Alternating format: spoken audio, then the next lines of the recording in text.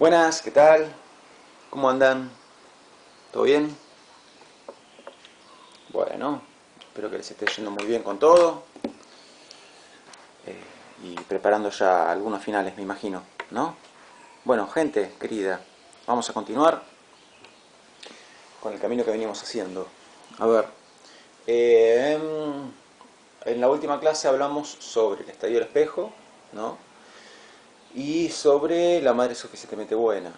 Y empezamos, sobre el final de la clase, yo empecé eh, a explicar algunas cosas sobre el complejo de Edipo, explicado desde el punto de vista estructural, ¿no? Empecé a indagar en qué sería el complejo de Edipo, explicado desde el punto de vista estructural, no desde el punto de vista narrativo, digamos, que es el punto de vista con que habitualmente lo abordamos en primero o segundo año, ¿no es cierto? Entonces, cuando hablo del complejo de Edipo desde el punto de vista narrativo, hablo del complejo de Edipo desde el punto de vista clásico, ¿no? Recuerden ese repaso que hice unas clases atrás, ¿no? Donde veíamos que el complejo de Edipo es algo así como una historia, como una obra de teatro que uno va a ver al teatro. Bueno, y vimos que esa manera de explicar el complejo de Edipo tiene la ventaja de que es fácil de entender, pero la desventaja de que deja varias preguntas sin contestar. Entonces, cuando uno mira la explicación freudiana del complejo de Edipo en el varón, por ejemplo, ¿sí? Uno piensa, bueno, ok, es imprescindible que eh, el varón en algún momento reciba del padre la amenaza de castración, o es imprescindible que en algún momento el varón descubra la castración en el otro, es imprescindible que pase tal cosa después de tal otra, es una historia con capítulos encadenados, ¿no? Y con personajes, determinados personajes. Entonces, la historia cierra, ¿sí? Vimos que hay algunos puntos que quedan sin explicar en el caso del complejo Edipo de la mujer, ¿sí? Pero ambos igual son historias. Ambos son historias. El complejo Edipo del varón y el complejo Edipo de la mujer son historias con capítulos con sus personajes, ¿no? El de la mujer, repito, sí, deja algunos interrogantes sin contestar, por ejemplo, cómo se forma el superyo en la mujer, etcétera, etcétera. ¿No? Ya estuvimos hablando de eso. Pero vuelvo a lo que estaba diciendo antes. Al explicarlos como historias, nos resulta fácil entender esas historias, pero tiene como cierta precariedad explicar el complejo Edipo de esa manera, porque entonces la historia cierra muy bien, pero si me falta un personaje en la historia, ¿qué pasa? No se terminó la historia, no hubo historia, no hubo complejo Edipo, no se cerró nunca, ¿no?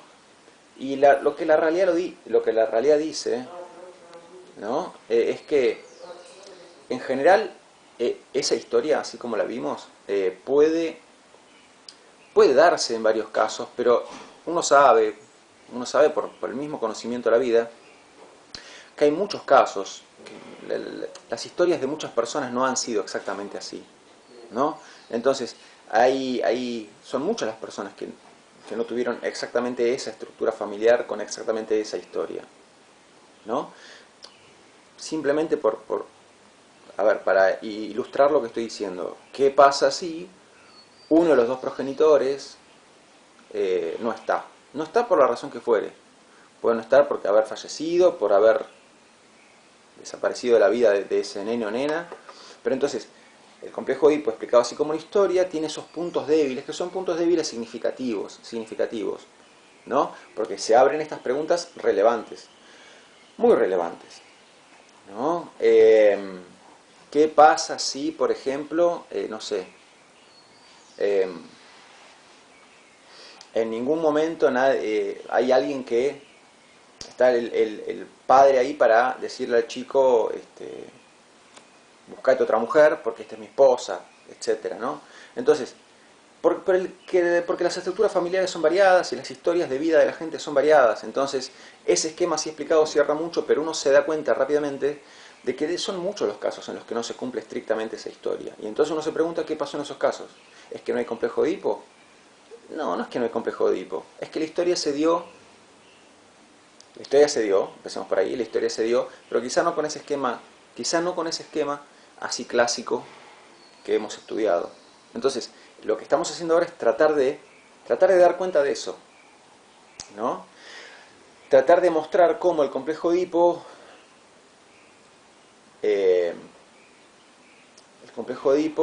en general ocurre aún cuando no presente esa estructura clásica de padre, madre, hijo que venimos trabajando hasta ahora. Eso es lo que estamos tratando de hacer ahora. Pero para dar ese paso, para mostrar cómo el complejo de Edipo puede darse a pesar de que un chico no tenga, un nene o nena no tenga esa estructura familiar clásica, lo que necesitamos es expandir, no sé si expandir es la palabra, pero rever, ahí va, eso me gusta más. Necesitamos rever qué se entiende por padre y qué se entiende por madre. Y el primer paso para rever qué se entiende por padre y qué se entiende por madre es comprender que padre y madre son roles. Roles. Ustedes me dirán, bueno, chocolate por la noticia, ¿no? Bueno, no es tan chocolate por la noticia, sobre todo porque en psicoanálisis vamos a tratar de definir con precisión conceptual en qué consisten esos roles, ¿no? Y para definir con precisión conceptual en qué consisten esos roles y explicar el complejo de Edipo en términos de roles, necesitamos hacer todo el camino que venimos haciendo, ¿no? No es tan simple, no es tan simple. Por algo venimos preparando el camino de la manera en que lo venimos preparando. Por algo repasamos el complejo de Edipo desde el punto de vista clásico. Vimos teoría de la libido, concepto de deseo, concepto de goce, concepto de madre suficientemente buena. Y más cosas que vamos a ver, y todo eso nos va a permitir volver a explicar el complejo de Edipo desde el punto de vista estructural. Y explicarlo desde el punto de vista estructural implica explicarlo en términos de roles. Ya voy a ser más preciso con esto, enseguida. Pero explicar el complejo de Edipo en términos estructurales es no explicarlo como una historia, sino explicarlo como un conjunto de roles. Como un conjunto de roles que tienen que darse. ¿Sí? Tienen que darse. Para que haya complejo de Edipo. Y esto es lo que uno encuentra en la mayoría de los casos. Que los roles estuvieron. ¿Quiénes cumplieron? ¿Qué personas cumplieron esos roles? Bueno, eso es otro asunto, pero es un asunto secundario, porque el asunto primario y fundamental es que esos roles se hayan cumplido, ¿sí? Bueno, entonces, óiganme, por favor, a ver. Saquemos la palabra roles, porque no es un término conceptual. Yo lo estuve usando, recién estuve usando la palabra roles con intención pedagógica, para ir activando los motores y que poco a poco se vaya entendiendo a qué me estoy queriendo referir, ¿no? Pero la palabra roles ya táchenla, no es un concepto. Vamos a usar otra palabra que es técnicamente superior, que hace referencia a más o menos a esa idea, pero que es técnicamente mucho mejor. Y la palabra esa, que es técnicamente mucho mejor que roles, es funciones. ¿Sí? Funciones. Esto sí. Esta palabrita es importante, agéndenla. Entonces vamos a hablar de funciones. Bien. ¿Qué son las funciones? Las funciones son algo parecido a roles en una obra, como algo parecido a papeles en una película, ¿no? Entonces, imagínense que nosotros queremos hacer una obra de teatro, ¿no? Vamos a hacer la obra de teatro Romeo y Julieta. Y queremos hacerla bien, la obra de teatro. Bueno, ok. Lo ideal para hacer la obra Romeo y Julieta sería... empiezo de vuelta. Lo ideal no. Para que salga bien Romeo y Julieta, ¿qué necesitamos? Lo que necesitamos es, ante todo, lo fundamental, lo esencial.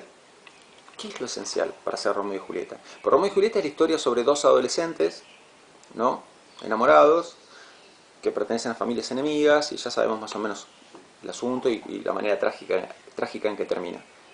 ¿Qué es lo fundamental para hacer una buena obra, para que nos salga bien Romeo y Julieta? Lo fundamental es contar con dos actores de 18 años, uno Romeo con cara de Romeo y con la edad de Romeo, y una chica también de esa edad con la cara de Julieta también, Entonces, decía, lo fundamental es un actor y una actriz de esa edad, con una cara que cuando lo veas te haga pensar, qué cara de Romeo que tiene este chico, y qué cara de Julieta que tiene esta chica.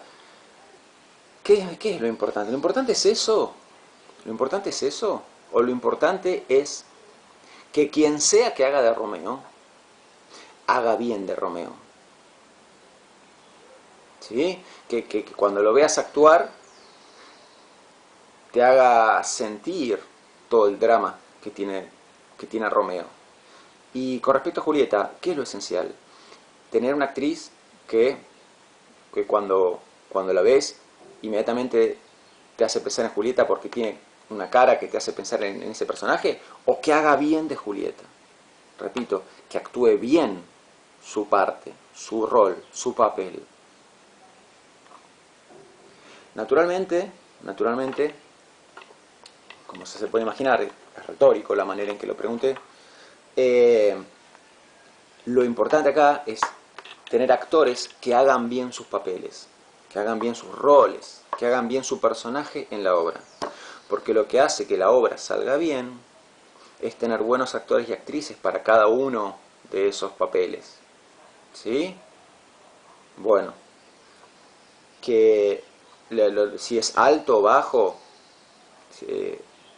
de pelo rubio, castaño, o qué, o tiene cara de Romeo o no, y lo mismo con respecto a la chica, eso en verdad es, en el fondo, si vamos a decir la verdad, es secundario.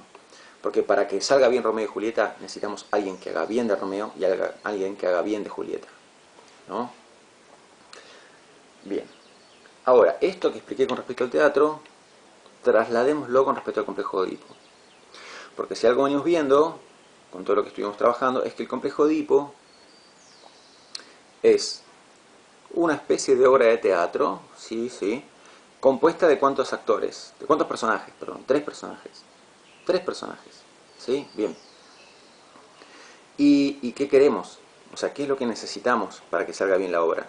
Lo que necesitamos es que cada uno de esos tres personajes haga bien su parte, que haga bien su rol, su papel, ¿sí? Entonces, en términos conceptuales, el complejo de Edipo es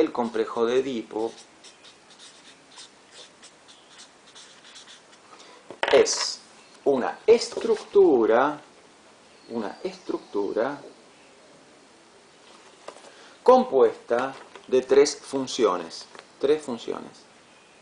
Porque ya sabemos, es un triángulo el complejo de Edipo. ¿Sí? Entonces el complejo de Edipo es una estructura compuesta de tres funciones. Estas tres funciones son los tres papeles en la obra. Bien, siguiendo en lo que es la metáfora, ¿cómo llamamos conceptualmente a las personas que desempeñan esos roles o papeles? Los vamos a llamar a esas personas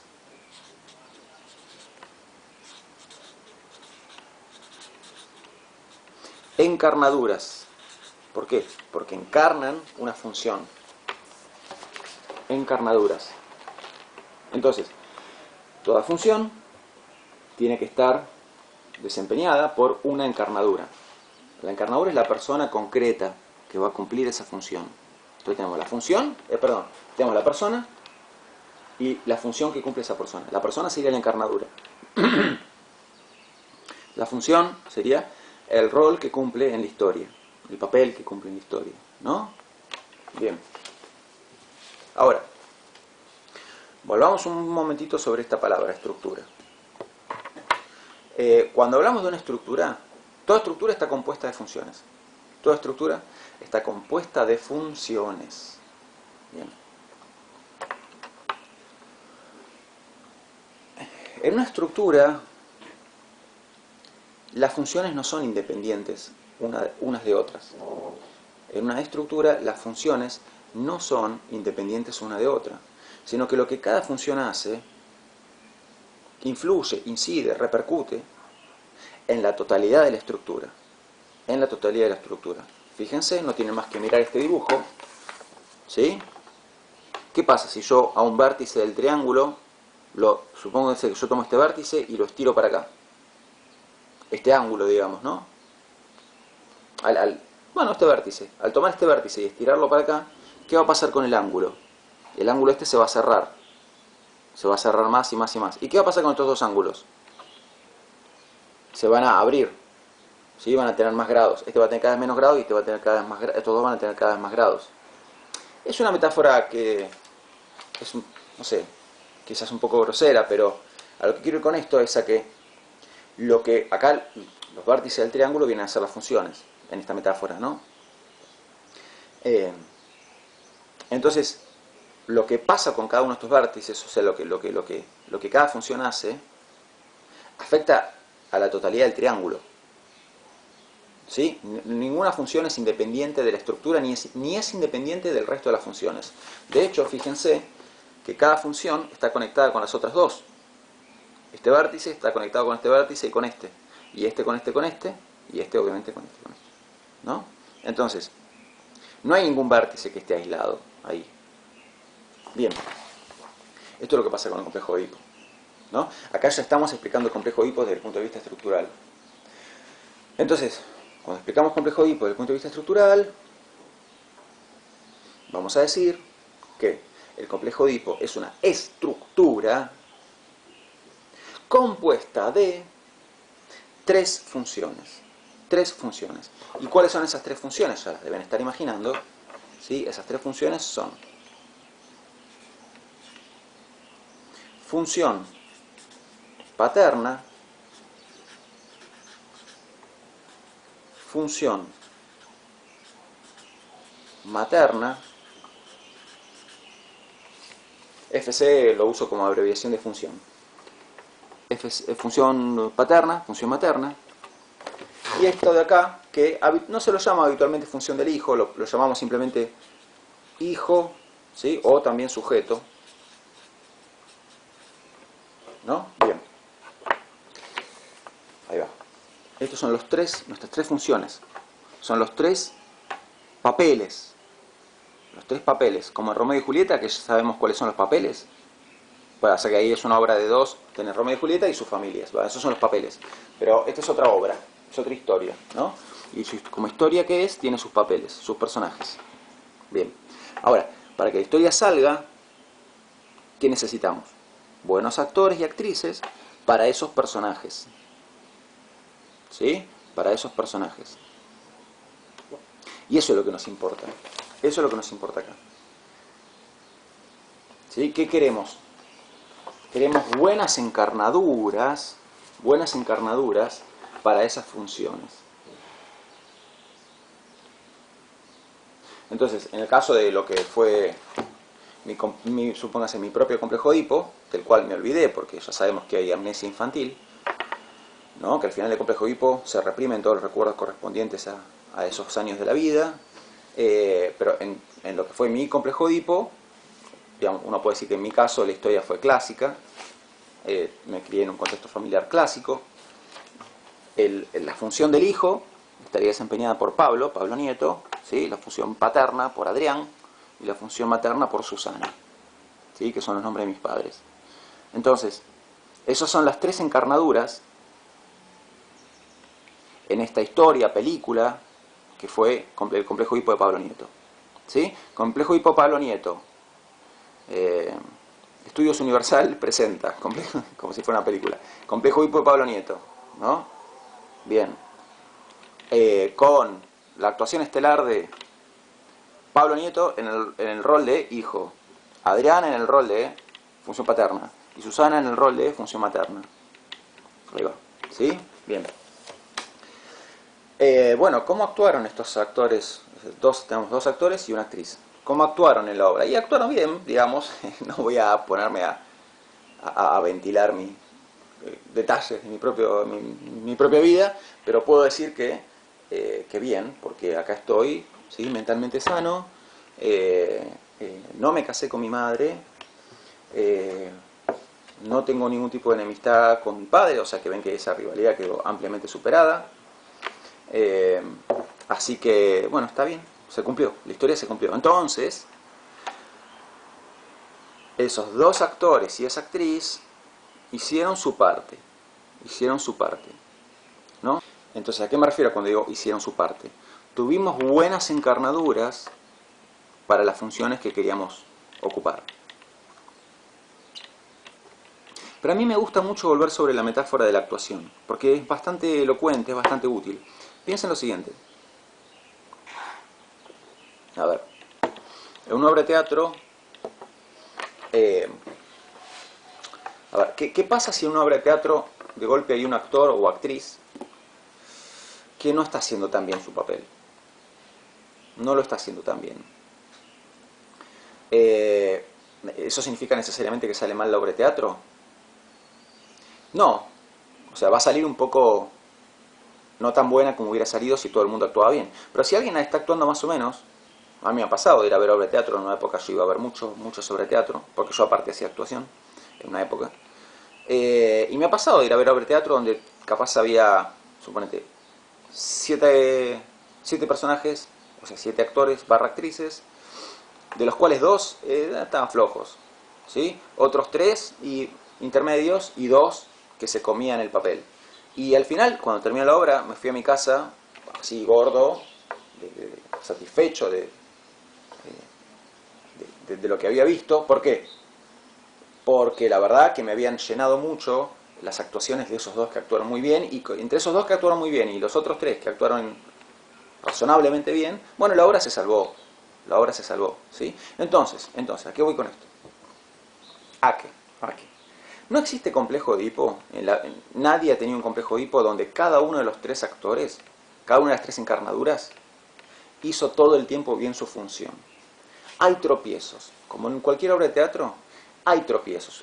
Digo tropiezos en un sentido metafórico, no en un sentido literal, obviamente, ¿no? Entonces, cuando digo tropiezos me refiero a, bueno, momentos en que no sale tan bien la cosa. Como no sale tan bien como queríamos que saliera porque alguien se equivoca en algo. Pero eso no significa que la obra esté arruinada. Justamente, eso es lo bueno de que la obra esté compuesta de muchos roles, ¿no? Entonces, un actor un día, puede fallar más o menos en su papel, pero por eso la obra se sostiene en todos los personajes que hay. ¿No es cierto? Puede haber fallas a lo largo de la película, y eso no necesariamente tiene consecuencias malas. ¿Sí? Lo que tiene consecuencias malas es que haya alguien que no hace su rol. Una cosa es que alguien haga su rol más o menos, o qué sé yo, pero otra cosa es que alguien no haga su rol, no cumpla su rol directamente. ¿Sí? Entonces, uno puede decir, a ver, ¿qué es lo trágico acá? Repito, que alguien no cumpla su rol. Entonces uno puede decir, fui a ver Romeo y Julieta, bárbaro. Y la verdad que yo 2 años atrás vi la misma obra y la chica que hacía Julieta, la verdad que había estado excelente en el papel, y esta chica más o menos. Bueno, eso es una cosa. Por todo lo que venimos diciendo, que alguien haya estado flojo en su papel no significa que la obra haya salido necesariamente mal. ¿Sí?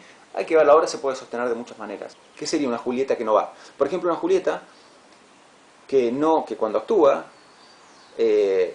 no se la ve verdaderamente enamorada de Romeo.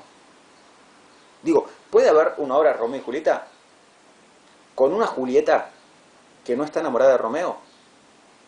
Una cosa es que la actriz haga una Julieta más o menos, ¿no? Pero ¿qué pasa si hace de una Julieta que directamente no siente pasión por Romeo? Ya está, cae la obra, ¿sí? No hay manera de sostener eso. Sin una Julieta enamorada y sin un Romeo enamorado, más vale, ¿no? No se sostiene la obra se cae, ¿no? Lo mismo si trasladamos esto al caso de Romeo, repito.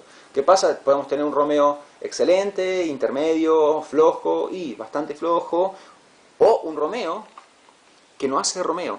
¿Y qué es un Romeo que no hace Romeo? Y alguien que no está enamorado cuando actúa, ¿sí? No te transmite la pasión que siente Romeo. Lo mismo con Julieta, por eso digo, ¿no? Entonces, una cosa es ser flojo un papel, y una cosa es directamente no hacer ese papel. Y ahí está el problema, ¿sí? Repito, vamos a recapitular. Lo que queremos es que la obra salga bien. Ok. ¿Qué necesitamos para que la obra salga bien? Buenos actores y actrices. Bárbaro.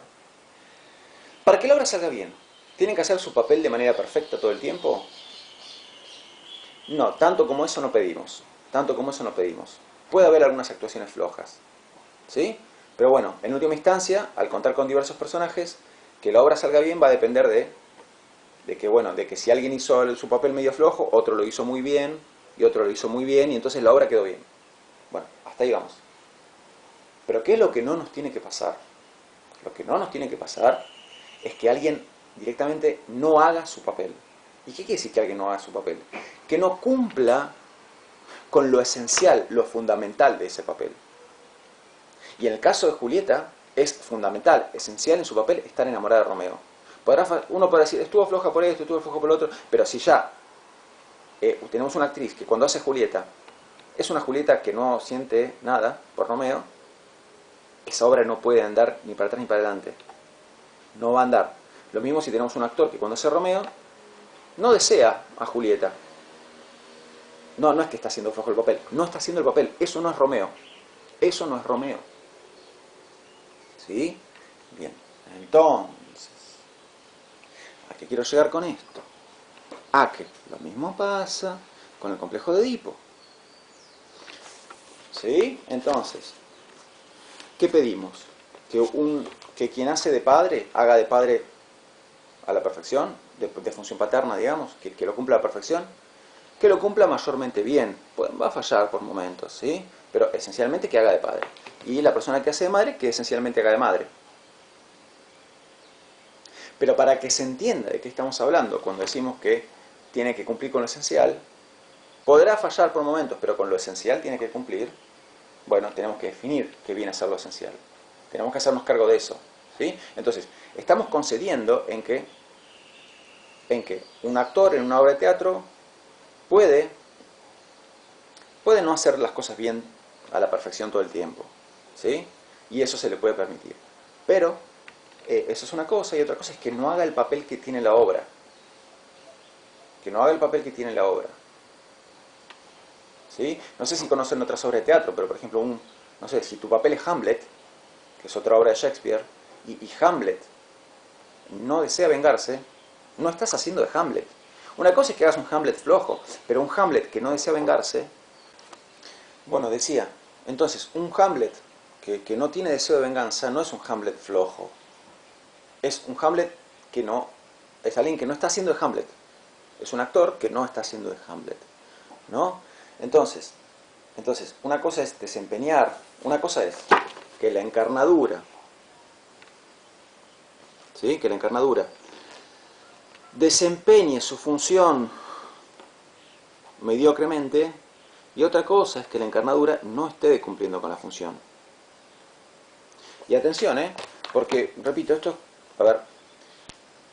es como ir al teatro y tener un actor que sí, está ahí, está en el escenario, pero no veo deseo de venganza en su actuación. Bueno, entonces eso no está haciendo de Hamlet, en definitiva no está haciendo de Hamlet.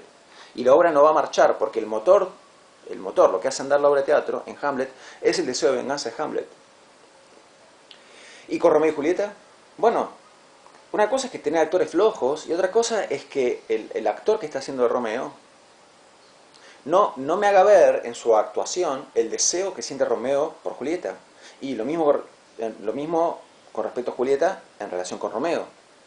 Eso finalmente te va a dar una obra de teatro que no es Romeo y Julieta. Eso no va a ser Romeo y Julieta. Entonces, una encarnadura puede fallar cada tanto en su función. Bueno, otra cosa es una encarnadura que no está cumpliendo con la función. Y cuando la encarnadura no cumple con la función, las cosas van a andar muy mal.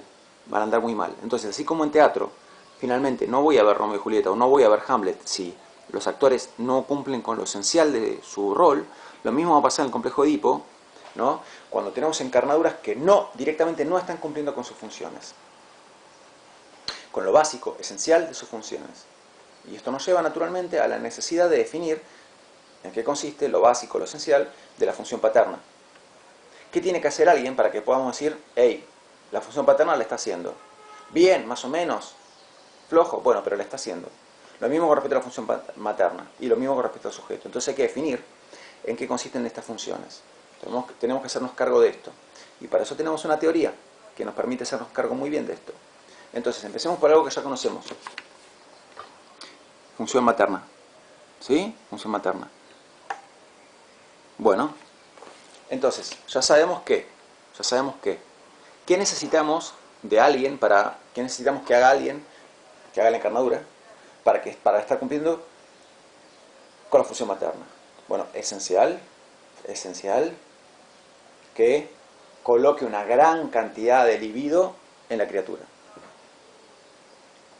¿Lo quieren expresar en términos de la teoría del deseo? Bueno, que aloje a la criatura, al hijo o hija, en su propio deseo, dándole un lugar privilegiado en su deseo. Ahí lo tienen. ¿Sí? ¿Lo quieren expresar en términos lacanianos? Que logre ser el gran otro para la criatura. Ahí está. ¿Ven cómo la teoría para algo está? Bien, y esto es el primer tiempo de la función materna, de una buena madre, ¿no? Una buena madre cumple su rol en dos tiempos. En un tiempo, un primer tiempo y un segundo tiempo, ¿no? O sea, es como la doble cara del rol de la doble cara de una madre suficientemente buena. ¿Por qué? Porque una madre suficientemente buena no solo coloca esta gran cantidad de libido en la criatura y demás, sino que también, cuando hace falta, saber renunciar. Bien, estas son las dos cosas esenciales de una madre. ¿Sí? Lograr encender, activar el deseo en la criatura y saber renunciar, saber ceder, saber tomar distancia cuando haga falta. Ahí tenemos una persona que está cumpliendo con su rol en la obra, su papel en la película. O sea, una encarnadura que está cumpliendo con la función materna. A partir de ahí podemos pensar qué tan bien la cumple. Excelente, bien más, aprobado, raspando, bueno, pero lo está cumpliendo. ¿Sí?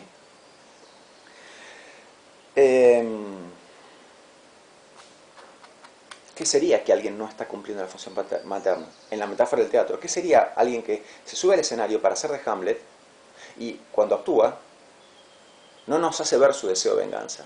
Alguien que cuando se sube al escenario para hacer Julieta no nos muestra una persona apasionada. Bueno, ¿qué pasa cuando tenemos esto que acabo de explicar metafóricamente? ¿No? ¿Qué pasa cuando tenemos esto en el complejo de una persona, en el complejo Edipo de una persona? Hemos puesto a desempeñar la función materna a una persona que no está cumpliendo la función materna. O sea, una persona que no coloca una gran cantidad de libido en el hijo. Eso es no hacer de madre. Eso es no hacer de madre. ¿No? Entonces, eso o no tomar distancia. Son las dos características de la madre. Entonces, fallar en una de estas dos cosas, o en las dos, es directamente no hacer de madre. Directamente no hacer de madre. Una buena madre logra encender el deseo en el hijo o hija y saber tomar distancia de ese deseo. Bueno. Bien. Y esto pasa, lamentablemente existe. Entonces, una criatura puede criarse, ¿no? Teniendo a esta mujer ahí enfrente, o incluso que la mujer lo esté teniendo en brazos, pero puede tenerlo en brazos al hijo y no alojarlo en su deseo, no tener mucha libido puesto en el hijo.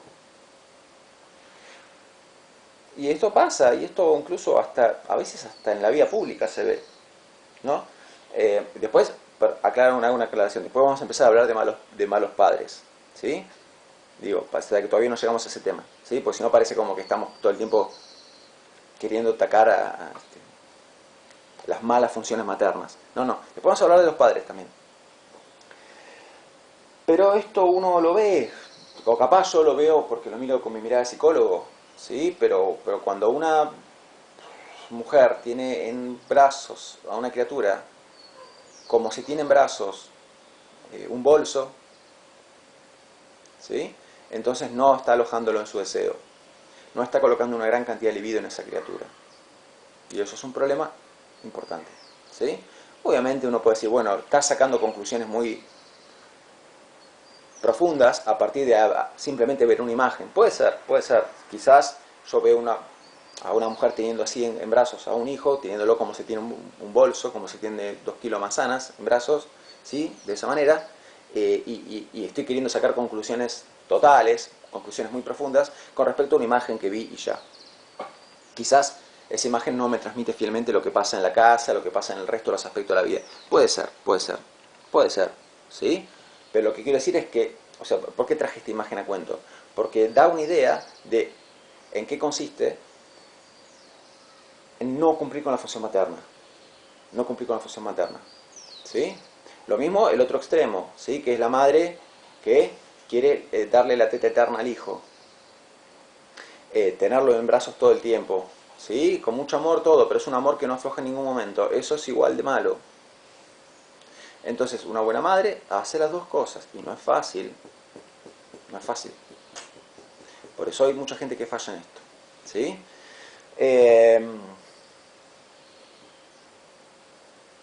Ok. Vamos a hacer una cosa. Voy ahora a explicar, voy a darle una vueltita más de tuerca al tema de la madre, y nos dejamos para la próxima el padre. Para que se entienda bien la función del padre, tengo que explicar un texto de Freud que se llama Tótem y Tabú. Lo vengo como pateando, bueno, lo dejo para la vez que viene, que va a ser la última clase, el último video. Así que de eso, entonces, digo algo más sobre la función materna y queda para la clase que viene. Hablar de Tótem y Tabú, hablar de la función paterna, ¿sí? Hablar un poco del hijo también, ¿sí? Y con eso estaríamos cerrando. Bien, ¿de qué quiero hablar ahora? Quiero hablar de un relato bíblico que quizás ustedes ubiquen, que quizás ustedes ubiquen. Ustedes ubican esa historia, voy a hablar de una historia que está en el libro de los Reyes, ¿no? En el Antiguo Testamento. Ahí, si leen el libro de los Reyes, van a encontrar una historia sobre el rey Salomón. Salomón era el hijo de David. David era el que había vencido a Goliat, ¿no? Entonces, David tiene un hijo que es Salomón, que se convierte en rey también.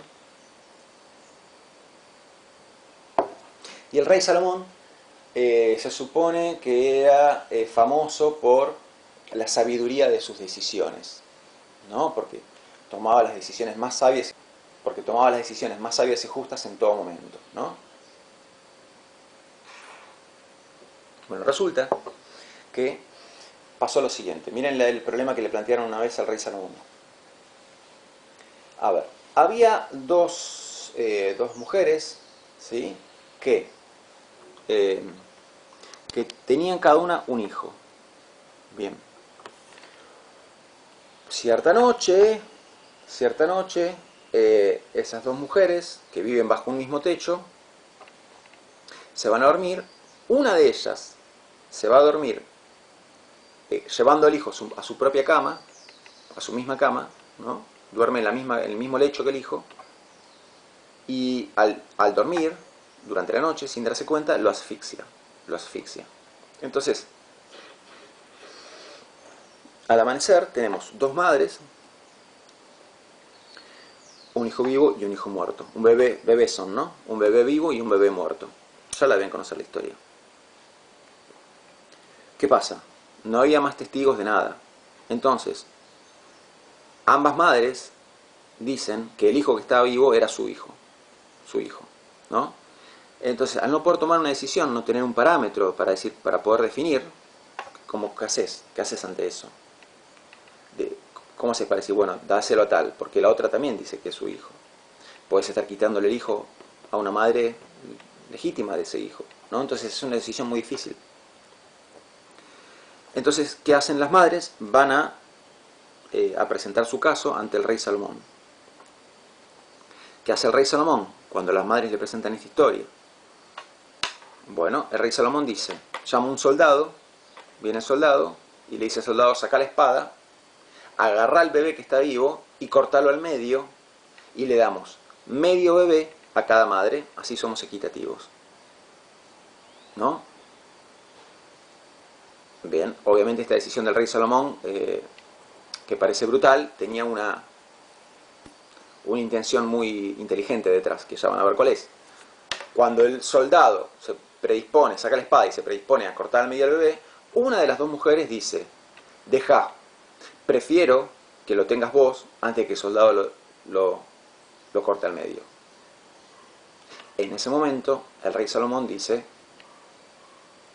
acá hay una madre, acá está la madre, ¿no? Entonces fíjense en qué se fijó el rey Salomón para decir cuál era la verdadera madre del hijo, quién estaba cumpliendo la función materna. Cumple la función materna una madre, o sea, madre suficientemente buena desde el punto de vista de Winnicott, una persona que sabe ceder cuando hace falta, tomar distancia. ¿Sí? La otra no quería ceder, no quería tomar distancia. Esta sí. Entonces, eso es una madre, dice el rey Salomón. ¿Sí? Y le da el bebé a ella. Noten de paso otro detalle muy interesante de la historia, que es que la madre que mató al hijo, ¿por qué lo mató? Porque lo asfixió, porque no quiso tomar distancia de él. Y esto viene lo que decía yo hace un rato de la madre de la teta eterna, la madre que nunca lo deja al hijo gatear, nunca se lo baja de los brazos al hijo, etc. Bueno, es esa madre que no toma distancia del hijo y tanto estruja al hijo con su deseo. Esa madre hizo lugar al hijo en su deseo, sí, hizo lugar totalmente, demasiado, tanto lugar que lo está estrujando, lo está asfixiando. Entonces el deseo de la madre tiene esto, es esencial. Una madre hace lugar al hijo en su deseo, pone libido en el hijo, pero no tiene que asfixiarlo. Y para no asfixiarlo, ¿qué tiene que hacer? Ceder, saber tomar distancia. Una de estas madres no tomó distancia, se lo llevó a su propia cama y lo asfixió. ¿No? Que es la misma madre que después no quería ceder cuando el soldado lo iba a cortar. Bueno, una verdadera madre sabe ceder, ¿no? Obviamente acá hay un detalle importante. No sé si se dan cuenta de que acá aparece algo de la función paterna.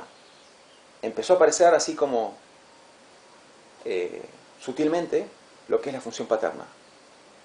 ¿Quién estaría cumpliendo acá la función paterna en la historia? A ver si se dan cuenta. ¿Quién estaría cumpliendo la función paterna en esa historia? El rey Salomón. El rey Salomón. ¿Por qué? Porque está actuando como representante de la ley. Bueno, de esto vamos a hablar la vez que viene. ¿Sí? Pero ahí ya dejamos algo como para continuar. Desempeña bien la función paterna aquel. Tenemos una verdadera función paterna cuando la persona que desempeña la función está haciendo de representante de la ley. Y hay una diferencia entre hacer de representante de la ley y hacer de la ley misma, hacer que sos la ley misma. Bueno, son otras cosas sobre las que vamos a volver la vez que viene. ¿Sí? Así que para la vez que viene, Totem y Tabú, función paterna, hablamos algo del hijo y cerramos este camino que hemos hecho. ¿Sí? Les mando un abrazo grande y nos vemos en el próximo video. Chau.